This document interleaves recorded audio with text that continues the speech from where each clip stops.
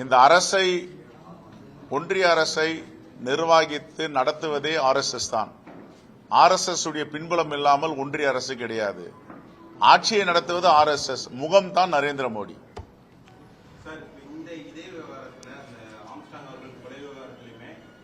சமூக வலைதளங்கள்ல திமுக திமுக ஆதரவினருக்கும் பகுஜன் சமாஜ் கட்சிக்கோ இல்ல இங்கிட்டு இருக்க தலித் தரப்புக்கு இடையே ஒரு மோதல் போக்கு நீடித்துக்கிட்டே வருது. இவங்க மாற்றி மாற்றி குறை கூறி வருவது, இந்த அரசியல மறுக்கிறாங்க. தலித் ஒரே கூட்டத்தில் தலித்துகள் ஒன்றிணைந்து விளைவாதத்தை ஏற்படுத்துங்கிற ஒரு திருமாவளவனோட கருத்தையோ இல்ல ஒரே குறையின் கீழ் தான் இணையனுங்கிற பாரஞ்சித்தோட கருத்தையோ தொடர்ந்து மோதல் போக்கு நீடித்துக்கிட்டே வருது. ஒருத்தவங்க பேசிக்கிட்டு இருக்குது. திரும்ப அவங்க அந்த ஒரே குறையின் கீழ் இணையங்கிறது செல்வப்பிரதைக்கு அது தேவைன்னு நினைக்கிறாங்க.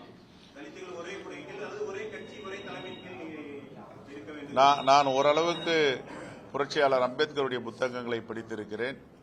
MC ராஜா எழுதியதை படித்திருக்கிறேன்.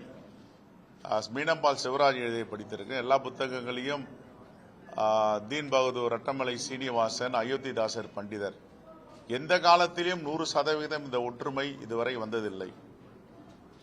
புரட்சியாளர் அம்பேத்கர் இருக்கும் பொழுது பல கருத்து வேறுபாடுகள் தலித் தலைவர்கள் ஏற்பட்டன.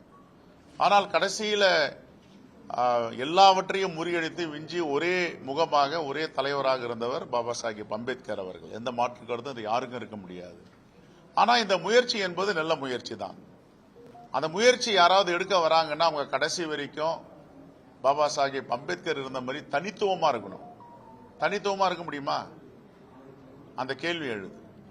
அவர் ஒரே ஒரு கட்சி கூட தான் இணைஞ்சிருந்தார். காங்கிரஸ் பேரியக்கத்தோட தான் அவருடைய டிராவல் இருந்துச்சு. அமைச்சராக இருக்கும் போது காங்கிரஸ் அமைச்சரவையில் இருந்தார். மகாத்மா காந்தியடிகளும் ஜவஹர்லால் நேரு அவர்களும் யார் இந்த அரசியலமைப்பு சட்டத்தை எழுதுவது என்பது அவங்க தீர்மானிக்கும் பொழுது 2 பேரும் ஒத்தை கருத்தோடு புரட்சியாளர் அம்பேத்கர் தான் இந்த சட்டத்தை எழுத வேண்டும், அரசியலமைப்பு சட்டத்தின் தலைவராக வர வேண்டும் என்று நியமித்தார்கள். அது எங்கிருந்து சோசியல் என்ஜினியரிங் ஆரம்பிக்குதுன்னா காங்கிரஸ் பேரியக்கத்தில் இருந்து. நம்பர் 1. இரண்டாவது, அவருடைய தலைமையின் கீழ் TT கிருஷ்ணமாச்சாரியார் இருந்தார். எல்லா பெரிய சமூகம் என்று சொல்லுவவர்களெல்லாம் அம்பேத்கருடைய தலைமையை ஏற்று அவர் கீழே பணியாற்றினார்கள். உறுப்பினராக இருந்தார், தலைவராக இருந்தார். இந்த சோசியல் என்ஜினியரிங் யாரால கொண்டு வர முடியும்னா காங்கிரஸ் பேரியக்கத்தால் தான் கொண்டு வர முடியும். இது RSS ஆலேயோ பாஜகவிலேயே சிந்தித்து கூட பார்க்க முடியாது. RSS ஆல பாஜகவில் சிந்தித்து கூட பார்க்க முடியாது. அதே போன்று நீதி கட்சி ஆட்சியில் இருந்தது என்றால், நீதி கட்சி ஆட்சியில எனக்கு தெரிஞ்சு நான் சொல்வது தவறாக இருந்தால் என்னை சரி செய்ய வேண்டும். நீதி கட்சியில எந்த ஷெட்யூலின பிரதிநிதிக்கும் அமைச்சரவையில் இடமில்லை.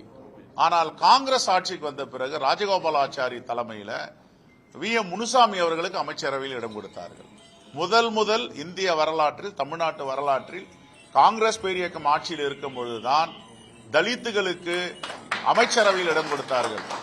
இதையும் நீலம் பண்பாட்டு மையம் எல்லாம் பேசணும். எல்லாரையும் பேசுற மாதிரி காங்கிரஸ் எல்லாரும் கூட இணைச்சு பேச முடியாது. காங்கிரசுக்கு என்பது ஒரு தனித்தன்மை உண்டு, தனித்துவம் உண்டு. இந்த சோசியல் என்ஜினியரிங்ல கடந்த காலத்தில் சுதந்திரத்திற்கு முன்பும் சரி, சுதந்திரத்திற்கு பிறகும் சரி, எல்லாவற்றிலையும் ஒடுக்கப்பட்ட மக்களை, விளிம்பு நிலை மக்களை அரவணைத்து செல்வது காங்கிரஸ் பேரியக்கம் தான். பெருந்தலைவர் காமராஜருடைய ஆட்சியில தான் அறநிலையத்துறை அமைச்சரா காங்கிரஸ் பேரியக்கத்தில் ஒரு தலித்தை கொண்டு வந்தாங்க, பரமேஸ்வரன். உள்துறை அமைச்சரா கக்கனை கொண்டு வந்தாங்க, பொதுப்பணித்துறை அமைச்சரா கொண்டு வந்தாங்க. ஆனா இன்னைக்கு இந்த பதவிகள் எல்லாம் தலித்துகளுக்கு கிடைக்குதா என்றதை நம்ம சுய பரிசோதனை செஞ்சு பார்க்கணும். இன்னைக்கும் கர்நாடகாவில் உள்துறை அமைச்சர் பரமேஸ்வர் இருக்காருன்னா அவர் காங்கிரஸை சார்ந்தவர், தலித். இன்னைக்கும் தெலுங்கானால துணை முதலமைச்சர் இருக்காருன்னா விக்ரம் பட்டி, அவர் ஒரு தலித். இது காங்கிரஸ் பேரியக்கத்தில் மட்டும்தான் இந்த சோசியல் என்ஜினியரிங், விளிம்புநிலை மக்களை அரவணைப்பதை பார்க்க முடியும். இதையும் நீலம் பண்பாடு மையம் பேசணும். ஏன் இதை பேச மறுக்கிறாங்க? இதை பேசணும், எல்லாத்தையும் பேசணும், இதையும் பேசணும். அதான் என்னுடைய வேண்டுகோள்.